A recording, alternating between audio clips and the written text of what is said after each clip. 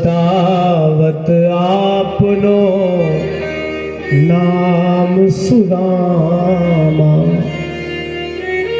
सुदामा जी ही सुना भगवान दौड़ पड़े, अरे मेरा सुदामा आया है, मेरा सुदामा आया है। और ठाकुर जी जब दौड़े तो भगवान की पादुकाएं गिर गई, भगवान का मोर का मुकुट गिर गया, बाजू बंद गिर गए। और ठाकुर जी दौड़ते जा रहे हैं, पीतांबर गिरी, मुकुट गिरा, पादुका गिरी। सुदामा से मिलने की ऐसी चाहत है। सुदामा सुदामा कहते दौड़े कान्हा,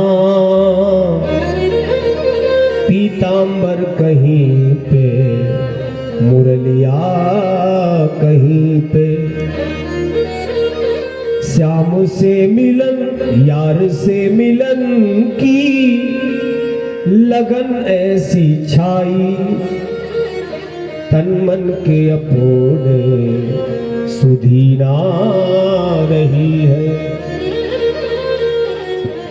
सुदामा सुदामा सुदामा कहते हुए ठाकुर जी दौड़ रहे, और जैसे ठाकुर जी दौड़ रहे थे भगवान के पीछे उनकी रानियां दौड़ रही हैं। प्रद्युम्न जी, अनिरुद्ध जी महाराज दौड़ते जा रहे हैं। आज सोच रहे थे सब द्वारिकावासी कि ब्रह्मा जी भी आए तो परमिशन लेनी पड़े, पर आज ऐसा कौन सा ब्राह्मण आ गया जिसके कारण ठाकुर जी नंगे पांव दौड़ रहे हैं। और जैसे जाकर के सुदामा को देखा तो सुदामा ने सोचा कि देर हो गई, शायद आ नहीं पा रहे, तो सुदामा लौट गए महलों से। और जैसे लौटे भगवान ने आवाज लगाई, सुदामा। और ज्यों ही सुदामा ने मुड़ के देखा, सुदामा के कल्पना से बाहर बात थी कि मैं सोच रहा था कि कृष्ण मिलना नहीं चाहता और कृष्ण आज नंगे पांव भाग रहा है। सुदामा की हालत नहीं देखी जाती, सूखी हुई काया चाल लड़खड़ाती। वाहरे गरीबी बाहरे विधाता, सुदामा की कैसी हालत करी है। गरीबी जिसने देखी होगी उसे गरीबी का एहसास होगा, गरीबी का एहसास होगा कि गरीबी क्या क्या नहीं दिखाती है। हाँ? आज सुदामा की हालत देख के भगवान दौड़े दौड़े गए, सुदामा को अंक में भर लिया और सुदामा को अंक में भर के अपने राज सिंहासन पर लाकर के अंदर बिठाला और स्वयं चरणों में बैठ गए। भगवान चरण पखार रहे हैं। रुक्मणी को जल लाने में देर हो गया, देख सुदामा की दीन दशा, करुणा करके करुणानिधि रोए। हाय महादुख पायो सखा, तुम आए इतना कितने दिन खोए। तो पानी परात को हाथ छुओ नहीं, नैनन के जल सो भगत होए। भगवान ने आंसुओं से चरणों को धो दिया। और जब भगवान चरण धो रहे थे तो सुदामा के चरणों में भगवान का तलुओं में हाथ पहुंचा तो सुदामा चीख उठा। क्यों?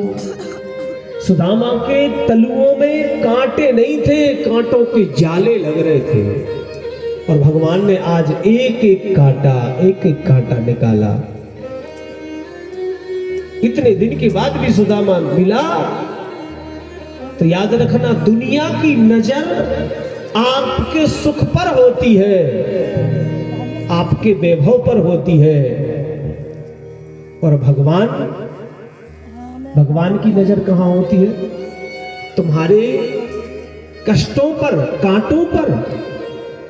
इसलिए याद रखना, सच्चा साथी तो मेरा परमात्मा है। और आज भगवान ने सुदामा को साथ में बैठे ठाकुर जी,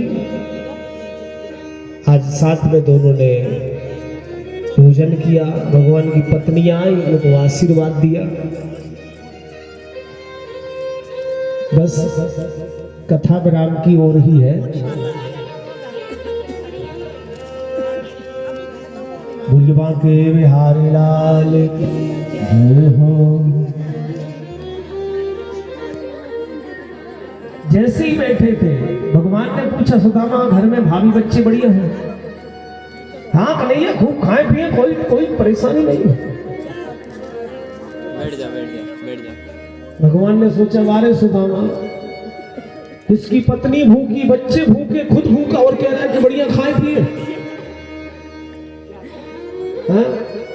और आज भगवान ने कहा, सुदामा तेरी शादी हो गई? बोले हाँ। भाभी ने कहा भेजो मेरे लिए। और जैसे कहा सुदामा को पसीना आ गया। सुदामा ने कहा, अब हम भरी सभा में कैसे बता दें कि हम ये चावल ले आए। इतना बड़ा राजमहल जहां सोने चांदी हीरे मोतियों के कंगूरे लटक रहे थे, वो वहां पर अपने चावल कैसे निकाले? सुदामा सकुचा गया। भगवान ने पीछे से हाथ डाला, पोटली खींची और छोड़ करके देखा, और भगवान पहचान गए इसमें सुदामा का एक भी चावल घर का नहीं है। भगवान ने उसी सभा में, भरी सभा में बैठे बैठे ठाकुर जी ने एक मुट्ठी चावल भले अनेन, जो सुख सूर्योदय से सूर्य अस्त तक जो राजा को सुख मिलता है, वो मैं सुदामा को दे रहा हूं। दूसरी मुट्ठी भरी थी स्वर्ग के अधिपति देवताओं को जो सुख होता है, वो मैं सुदामा को दे रहा हूँ। तीसरी मुट्ठी भरी थी मेरा वैकुंठ सर्वस्व, मैं सुदामा को दे रहा हूँ। पर तीसरी मुट्ठी रुक्मणी ने पकड़ ली।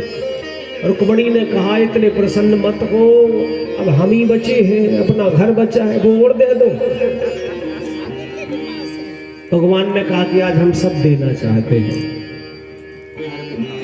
रुक्मणी ने बाहर से ऐसा ही कहा, पर क्या मतलब भाभी ने भेजा प्रसाद तो तुम अकेले खा गए 2 मुट्ठी, और 16,000 के लिए 1 मुट्ठी बचा, हम खाएंगे। छीन ली, मुट्ठी छीन करके और ले गई। बच गई द्वारिका, बच गई वैकुंठ, बच गया। भगवान ने क्या दिया, क्या सुदामा को नहीं बताया। क्यों? भगवान ने कहा, सुदामा तू अपनी विपत्ति नहीं बता रहा,